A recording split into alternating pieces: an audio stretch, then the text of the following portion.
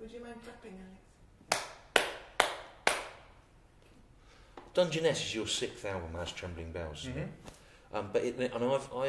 I started listening probably for about the 2nd or 3rd one, and it does seem quite markedly different to the others. It seems like it's got you don't seem nervous to do things that are more like rock in it.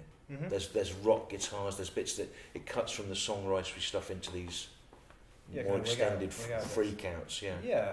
I mean, I think that's fair to say that we're less afraid of rocking out. I don't know if that, when I first started to write the songs, seemed like a dirty word, like the concept of a guitar solo kind of implanted into these ideas seemed kind of antithetical to, like, I don't know, it just seemed like a retrogressive kind of tool for music making or something, but I think that was my kind of folly because I guess I've learned to kind of trust the band and nurture like a kind of band scenario where everyone gets more of a voice and things. I mean, I know what you mean about it. It's something like retrogressive, but you've earned the right to do it, haven't you? You've proven all these other things, and then it's quite amazing when it goes into this more sort of conventional surge of noise in the middle of it. They're really great fun.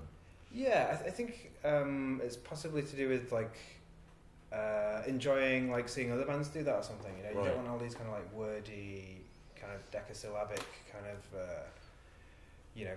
kind of treatises. It's just really fun to to experience that. Yeah, there's always those contrasts. I mean, you say wordy decasyllabic treatises, but that is an interesting thing about it, is that the group's always managed to write songs that.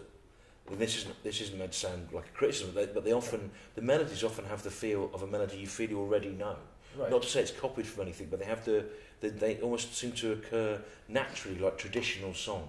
They sound like the sort of melodies that would be a part of a community song, exercise, and yet the lyrics are those decasyllabic treatises, and you and Paul Lavinia having to kind of make these very personal, very individual things that do sound like quite literary, fit the sort of shape of things that sound like folk songs. Yeah, that's a really kind of generous observation. But I mean, to say that we don't lift ideas would be disingenuous. I mean, I think you try to kind of collide a lot of different influences and ideas, melodically or lyrically or conceptually or whatever.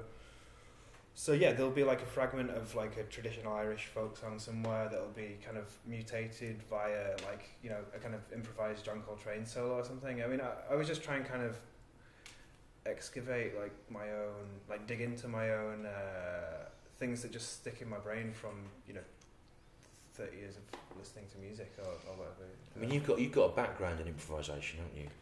Is it difficult to?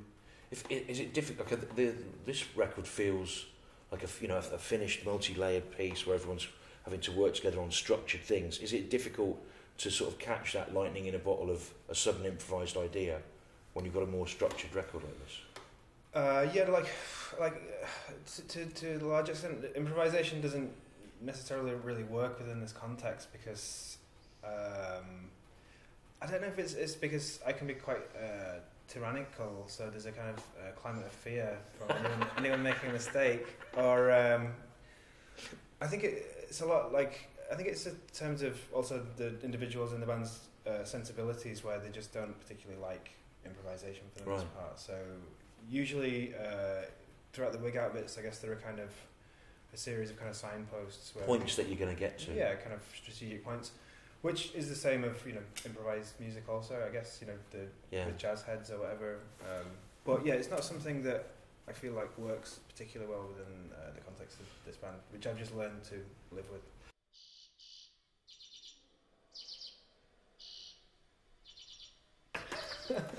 When you were talking in mythic terms there about your appreciation of how it was like you seeing Achilles, the narrator voice in a lot of the songs on the new album, he's got that about him, hasn't he? He's got that, he talks about himself in terms of Christ and in terms of these sort of mythopoetic ideas of himself. And I wonder, are you sort of doing that in a self-aware way? Is there a sort of character that is the narrative voice on the record, or is it you, or do you filter it through this idea that he's a slightly overdramatic character who views everything as these significant symbolic events?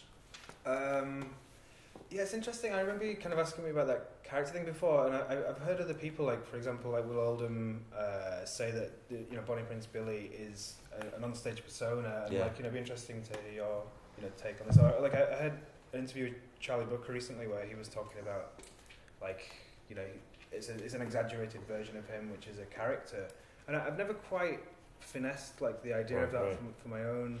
Well, do you go into a?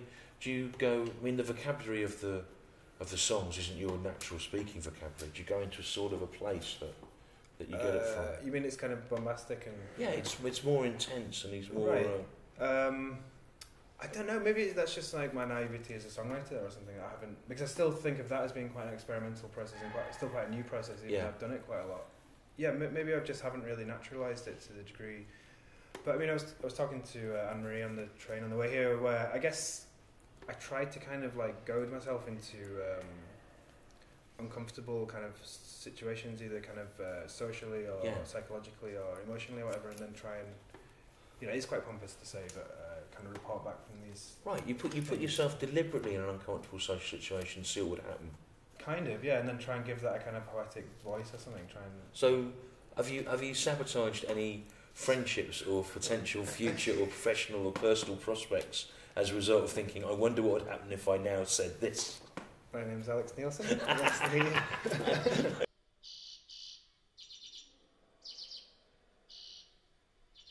I mean, most people in the group are involved in other musical projects as well. It must take quite a lot of coordination to keep the idea of it rolling forwards. Yeah, I mean, there's a degree by which kind of, we're all in our mid-30s and real life has to set in at some point. So, people have got other commitments and things. But, I think the kind of guiding principle now is just that it's really fun, like we all enjoy each other's company a lot. We all like a bit of a booze and a boogie, and like I think we're labouring under no illusion that it's a kind of popular concern. It's just it's something that means a lot to us as a kind of almost like a kind of surrogate family, and that's pretty much the guiding principle at this point. You know what? This means it's time to start asking you the last questions, because for some reason the bird noises of this museum display have started to kick back in. Yeah, these guys are coming back to life. The museum's telling us to go. But I interviewed Robert Fripp from King Crimson once, and it was really good fun, because he thinks that he's sort of he thinks that his career's taking place in some kind of magical parallel dimension. But he said that King Crimson as a concept exists apart from him, and occasionally it manifests itself, and it's time for him to revive it and get it moving again. It's when he starts to come up with ideas that only suit that brand, that name, that concept. And you do so many different kinds of music. Other things that start to come together, and you think, that's a Trembling Bells thing, and we need Trembling Bells for that. Yeah, kind of. I'm kind of facing that at the moment, because this record's come out, and I've written a couple of songs for Trembling Bells, and I'm kind of writing a lot for my solo project at the moment. And so like, I do think that some things are suitable for the band and some of the other things are more suitable for my solo thing. I think it's I don't know if it's, as you've been pointing out, like the kind of more operatic and more kind of baroque and more kind of full-bodied kind of stuff should be more suitable for that, but I think that could create a bit of a monster. I don't really want it to. Do you want to do that again? You could go from. I think I created a bit of. I think you'll be able to use that, because as you said, monster. Yeah, right. The thing sort of roared. It seemed a shame to get away from it. That was probably Vinny. So. Yeah. I don't want it to be too much of a kind of exaggerated version of itself, where you have to keep amping it up and up and up. I don't know. Another guiding principle, apart from it being quite fun, is the spirit of experimentation. Like, I want every record to sound kind of different and not tread the same ground necessarily. So, maybe doing something that's a bit more. I think you're at a really interesting point now. 6 records and a decade in, which is that there's sort of the weird thing now where there's not really any reason for anyone to ever stop, because the internet means you can always find the people that wanted to listen to you somewhere. You can find them. Then you go into this kind of strange phase now, which I notice lots of people hitting it, where if you stop now, that's sort of done. But if you carry on for beyond a certain point, you become a legend. You know what I mean? It's like it's sort of a thing that's It's not. It can't be said to have succeeded or failed. It just exists now. Yeah, it's this thing that it's sort of its own thing, and you feel like it's on the verge of that now. Right. Okay. Like Neighbours or something. Just keep rolling and rolling around. Well, yeah, I'm too old to die young or have any. That's right. You're too old to die young. Yeah. So might as well just carry on. Yeah, just keep going. Yeah. Die old. Don't leave me hanging. Yeah. All right. Is that all right?